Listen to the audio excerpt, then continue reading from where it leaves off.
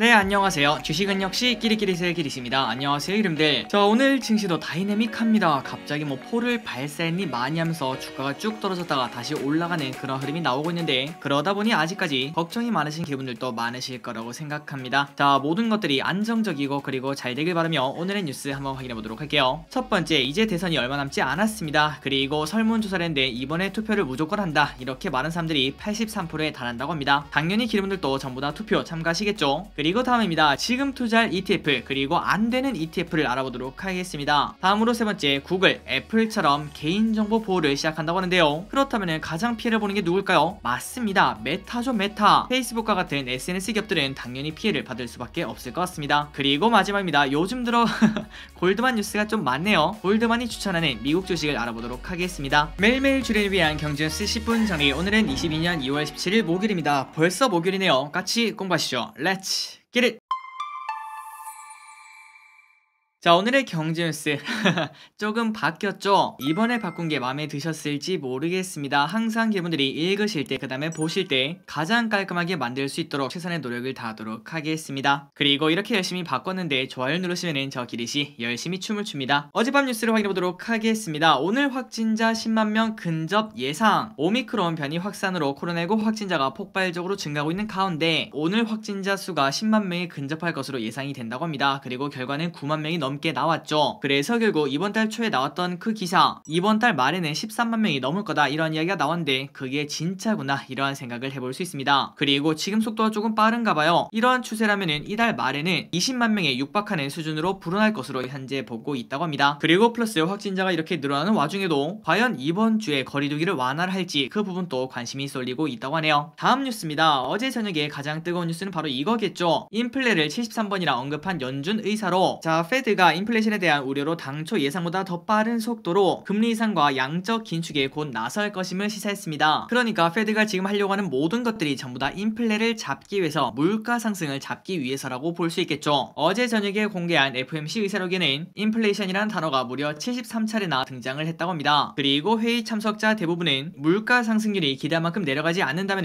현재 예상보다 더 빠른 속도로 정책적 완화를 제거하는 것이 적절하다, 이렇게 언급했으며, 그리고 연준은 참석자 대부분은 기준금리 목표 범위를 2015년 이후의 금리 인상 시기보다 더 빠른 속도로 올리는 것이 타당하다, 이렇게 말했다고 합니다. 그러니 결국 금리 인상 속도가 빠를 것이고, 그리고 그 이유는 인플레가 조금은 심각하다, 이렇게 볼 수 있겠죠. 그렇다면 인플레가 심각하다는 그 근거는 뭘까요? 바로 지난달 CPI, 이거를 볼 수 있습니다. 지난달 소비자 물가지수는 40년 만에 최대폭인 7.5%나 급등한 바 있으며, 그리고 언젠가는 피크를 찍을 거지만 아직까지 피크가 아니라는 거, 이 부분이 가장 우려스럽다고 합니다. 그렇다면 어제 저녁 미국은 어떤 흐름이 나온지 보도록 하겠습니다. 뉴욕 증시 우크라 긴장, 그리고 FOMC 의사록의 혼조. 어제 뉴욕 증시는 이 두 가지 이유 때문에 그냥 혼조세를 보였습니다. 다우는 0.1% 하락, 보합권이죠. 그리고 S&P 500은 0.09% 상승, 이것도 보합권. 마지막으로 나스닥은 0.1% 하락으로 결국 세 개 전부 다 보합권으로 마무리가 되었다고 합니다. 그런데 그 내용을 보자면 조금 괜찮았습니다. 어제 미국 증시는 오전 내내 지정학적 긴장이 하락하다가, 그런데 오후 들어 FOMC 의사록이 공개가 딱 되고 나서 그때부터 반등을 해 보합권에서 마무리가 되었다고 합니다. 그러니 결국은 지금 현재 가장 머리 아픈 게 두 가지가 있는데, 그 중에 하나인 금리에 있어서는 조금은 긍정적인 스탠스로 바뀌었다고 생각을 해볼 수 있겠죠. 그러나 나머지 한 축이 문제입니다. 미국, 우크라이나 추시, 해리스, 블링컨 잇따라 유럽행. 미국이 일촉즉발 상황이 최고조로 치닫고 있는 우크라이나 국경지대 상황을 현재 예의주시하면서도 외교적 돌파구 마련 가능성을 닫아놓지 않은 것으로 보인다고 합니다. 카멀라 해리스 부통령을 비롯해 토니 블링컨 국무장관, 로이드 오스틴 미국 국방장관 등은 잇따라 유럽을 찾아 북대서양 조약기구, 나토 동맹들과 함께 사태법을 논의하고 있는데요. 그리고 일단 지금까지 미국은 우크라이나 접경에 있는 일부 병력은 철수를 하지 않았다, 이렇게 말하고 있습니다. 그러니까 검증되지 않았다는 거겠죠. 결국 아직까지는 불씨는 조금 남아있지 않나, 이러한 생각을 해볼 수 있습니다. 그래서 결국 이러한 불씨가 남아있는 와중에 오늘 갑자기 점심에 이러한 뉴스가 나왔죠. 러시아 언론에서 이렇게 말했습니다. 우크라이나 군대가 칠라반군 장악한 루간스크에 포공격을 했다고 하는데요. 그래서 우리가 이걸 좀 빠르게 보면은,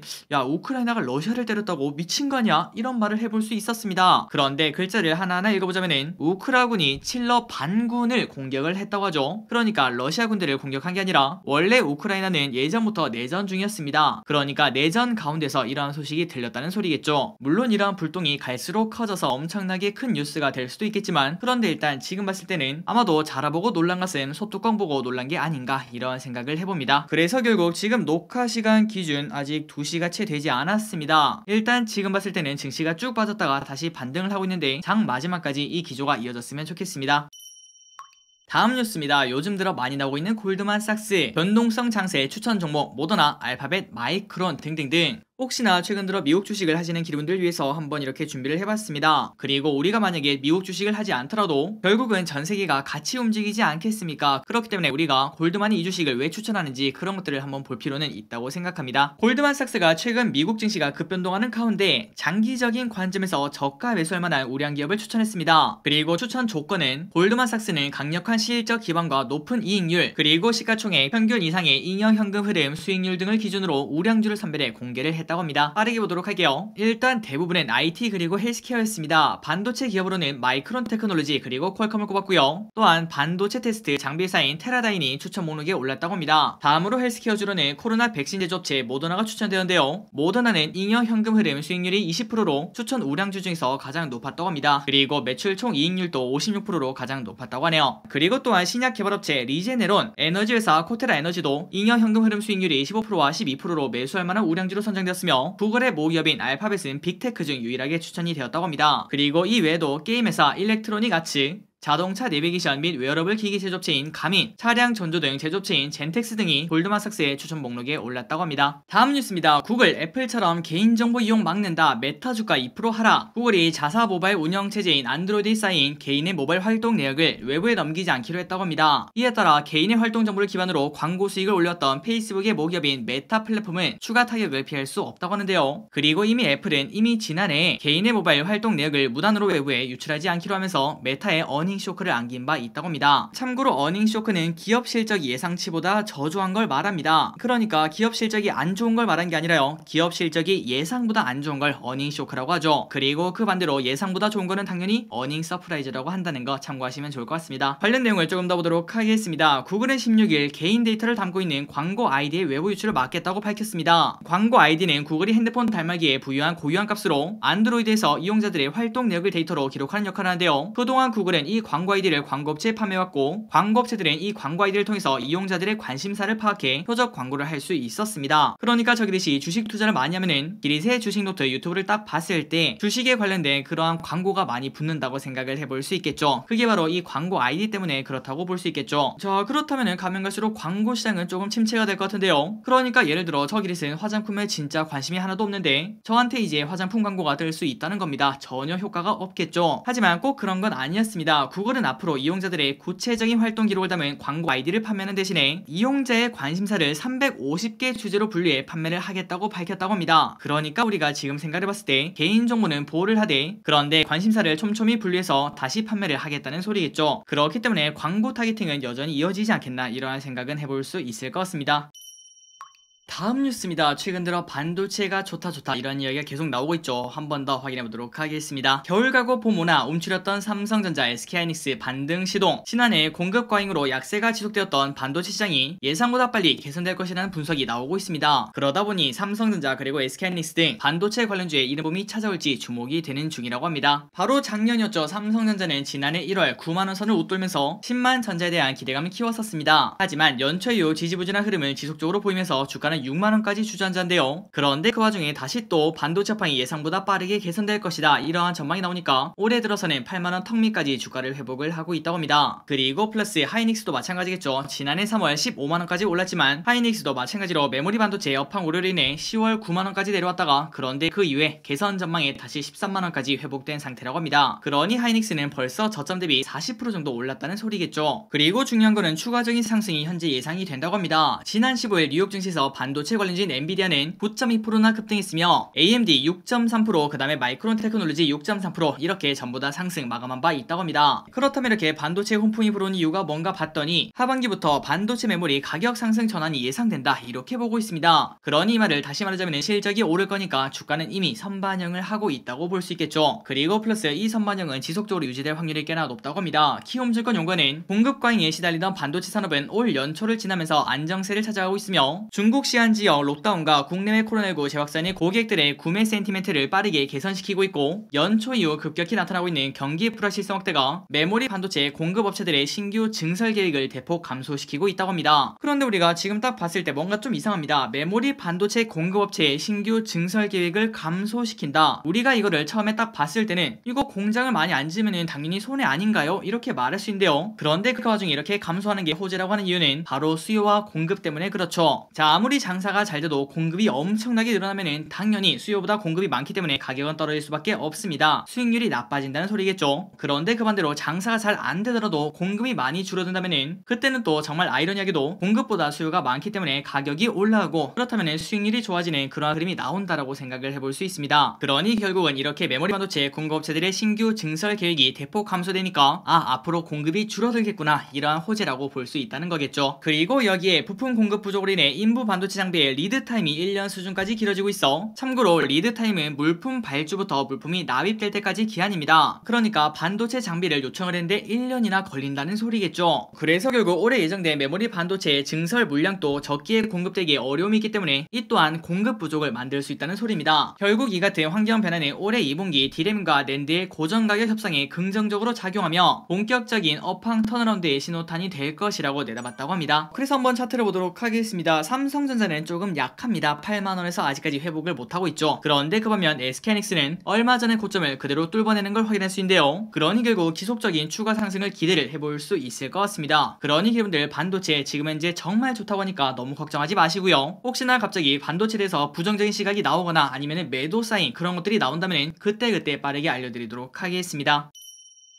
다음 뉴스입니다. ETF에 관련된 뉴스를 두 가지를 정말 빠르게 보도록 할게요. 인플레이션 2개 ETF 주목, 삼성운용 코덱스 5종 제시. 삼성자산운용은 세계적인 인플레이션 우려와 긴축 부담 등 시장 변동성이 커진 시기에 우리가 주목해야 될 ETF 5개를 소개를 한다고 밝혔습니다. 자, 지금 흐름은 다들 알고 있을 테니까 바로 스킵을 하도록 하고요. 그래서 결국 삼성자산운용은 인플레이션 시기에 해지 투자와 더불어 경기 회복과 팬데믹으로 인한 봉쇄 정책 완화, 그리고 글로벌 탄소 제로 정책 등을 2022년에 주요 키워드를 보고 주목해야 될 상품을 선정을 했다고 합니다. 그리고 참고로 해지 투자 이게 뭔가 보더니 바로 보유한 자산의 가치가 변함에 따라 발생하는 위험을 없애는 걸 말하는데요. 뭐 예를 들자면은 지금같이 조금 전쟁 리스크가 그런 게 있지 않겠습니까? 그런데 그렇다고 이게 어떻게 될지 모르기 때문에 내 주식을 전부 다 팔 수는 없어요. 그래서 우리가 여기서 생각을 하는 거죠.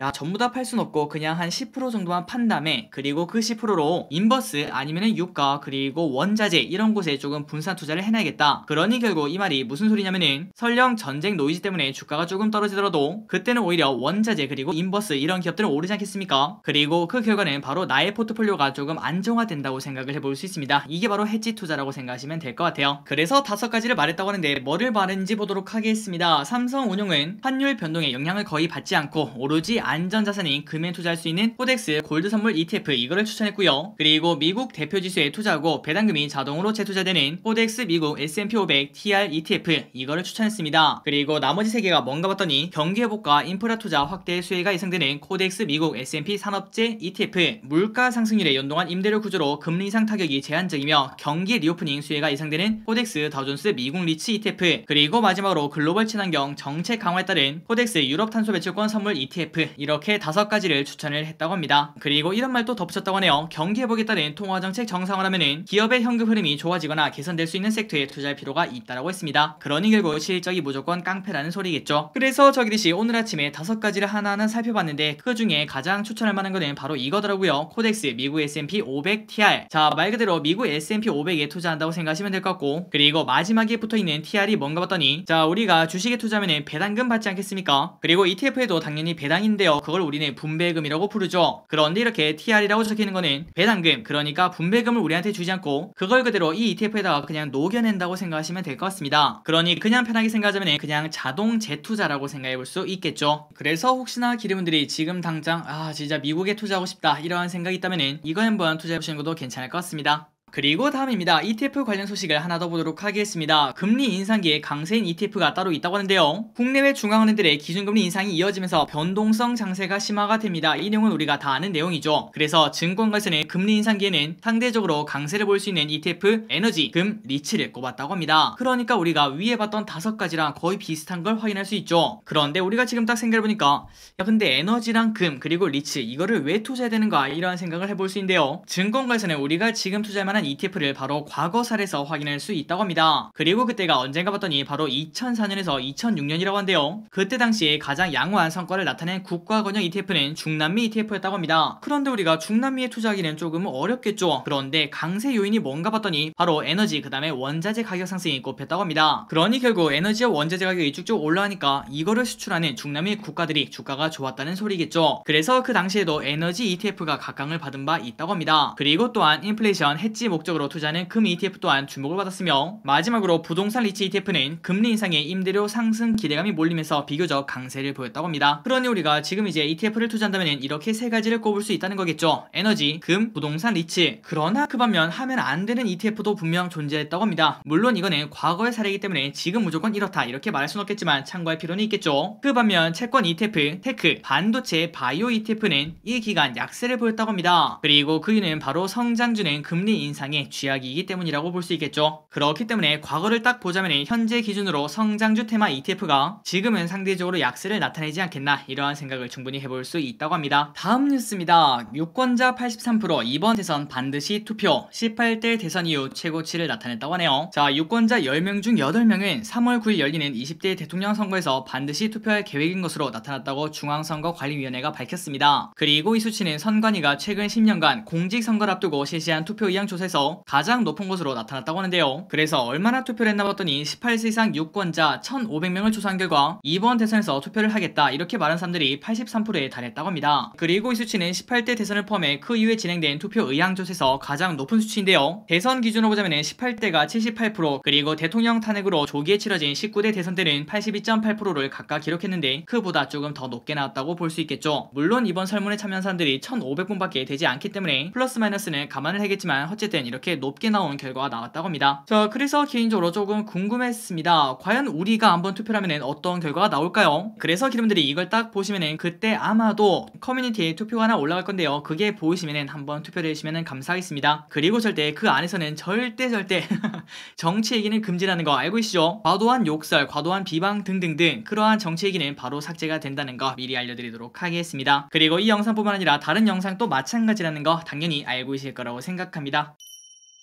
다음으로 오늘의 리포트를 빠르게 2가지 한번 끝내보도록 하겠습니다. 색조의 봄이 온다. 클리오 적극 매수할 중소형주. 유한타증권은 클리오에 대해서 전세계적으로 코로나 방역 완화 조짐으로 색조 화장품 수요가 늘어날 것이라며 투자의견 매수 목표주가 35,000원을 유지한다고 밝혔습니다. 그러니까 한 문장으로 얘기를 할 수 있겠죠. 마스크를 벗는다. 그러니까 당연히 색조 화장품 판매량은 높아질 것이다. 그렇다면 주가는 어떻게 될까? 당연히 오르겠지. 이렇게 말한다고 볼 수 있겠죠. 참고로 클리오는 매출의 78%가 색조이며 국내 색조 점유율 5위, 국내사 기준으로 3위로 시장 수요 확대에 따른 이익 탄력성이 가장 두드러질 것이라고 말했다고 합니다. 그리고 참고로 이익 탄력성은 가장 빠르고 가장 크게 변화를 한다고 생각을 해볼 수 있겠죠. 이익이 좋아진다 이렇게 보면 될 것 같습니다. 그리고 플러스 지난해 4분기 연결 매출도 전년 동기 대비 18% 증가했고 영업이익도 흑자 전환에 성공을 했다고 합니다. 시장 전망치를 36% 웃돌았다고 합니다. 어닝 서프라이즈라고 볼 수 있겠죠. 특히 해외 매출도 17% 올랐는데요. 일본과 미국, 중국 지역 매출이 각각 40%, 174%, 10% 성장한 바 있다고 합니다. 그래서 클리오 앱 컨센서스 평균 한번 보도록 하겠습니다. 매출액을 봤더니 10% 넘게 성장하는 걸 볼 수 있고 그리고 영업이익과 당기순이익도 20%씩 성장하는 걸 확인할 수 있죠. 그렇기 때문에 충분히 실적을 기대할 수 있으며 그리고 플러스 리오프닝 관련주로 수급이 몰리면 주가 상승이 탄력적이겠구나 이러한 생각도 충분히 해볼 수 있을 것 같습니다. 그래서 클리오 목표 주가가 무려 35,000원 지금 가격은 23,000원이라고 합니다. 아직까지 무려 12,000원이라는 엄청난 괴리가 남았는데요. 물론 거기까지 가는지 그거는 확신할 수 없겠지만 우리가 충분히 공부할 필요는 있다고 생각합니다. 한번 기분들 클리오 공부해 보시기 바랍니다. 그리고 플러스 화장품 개별주는 조금 어렵다, 뭐를 선택해야 될지 모르겠다, 그렇다면은 타이거 화장품 ETF 이것도 한번 볼 필요가 있다고 생각합니다. 결국 그 섹터는 가치가 있기 때문에 어떤 종목을 사야 될지 모르겠다면 ETF가 그 대안이 될 수 있겠죠. 한번 공부해 보시기 바랍니다. 다음입니다. 위드 코로나 주류 수요 회복, 화이트진로 목표가 상승. NH투자증권은 화이트진로에 대해서 위드 코로나 시행 기대감과 점유율 확대 가능성을 감안해 투자 의견 매수 목표 주가를 4만원에서 42,000원으로 상향 조정했다고 합니다. 물론 아직까지는 코로나 확진자가 엄청나게 많습니다. 그러나 결국 주식은 미래를 본다고 볼 수 있겠죠. 지금 이미 위드 코로나 관련주가 오르고 있는 이유는 많은 투자자분들은 아마도 얼마 지나지 않아서 코로나가 슬슬 끝나갈 것이다, 여기에 베팅한다고 생각을 해볼 수 있습니다. 자, 그렇다면 결국 주류 수요가 갈수록 정상화된다, 이러한 생각을 해볼 수 있고요. 또한 소주 시장에서의 독보적 점유율과 해외 매출 비중 상승 추세 또한 긍정적이라며, 그리고 앞으로 소주 제품 가격 인상 가능성도 기대감도 존재를 하고 있다고 합니다. 그래서 화이트진로의 컨센서스를 보자면은 매출액은 5에서 10% 정도 성장하는 걸 볼 수 있고, 그 다음에 영업이익이랑 순이익은 20%에 가까운 성장을 보이는 걸 확인할 수 있습니다. 자, 그래서 화이트진로 최근 들어 많이 오르고 한 번 더 올라가려는 그런 흐름을 나타내고 있는데요. 과연 기르분들은 리오프닝을 어떻게 받아들이실지 모르겠습니다. 저 기리씨랑 지난주 토요일날 공부했을 때 그때 미국장이 급락할 때 그때 저 기리씨 만약에 리오프닝주가 조금 하락하면 줍줍할 기회다, 이렇게 말씀드렸죠. 그리고 그 의미는 저 기리씨는 리오프닝주 현재까지는 좋게 보고 있습니다. 관심 있으신 기분들은 리오프닝 관련주 한번 공부해보시기 바랍니다. 그리고 마지막으로 저 기리씨 카카오뷰를 시작했다는 거 알고 계시죠? 아래 댓글에 친구 추가 링크가 있고 그 링크를 눌러서 친구 추가를 하신 다음에는 카카오톡을 들어서 아래 있는 중간 이걸 누른 다음에 그리고 마이뷰에 딱 들어가면은 저 기리씨 영상에 전부 다 담지 못하는 그러한 경제뉴스, 리포트 그런 것들을 올려드린다는 거 참고하시면 될 것 같습니다. 그리고 이거의 장점은 영상 보기 시간 좀 빠듯할 때 그때 가장 좋다고 볼 수 있겠죠. 자, 오늘의 경제뉴스 여기까지 끝났습니다. 항상 이렇게 같이 공부해주셔서 진심으로 감사합니다. 지금까지 기리셨습니다.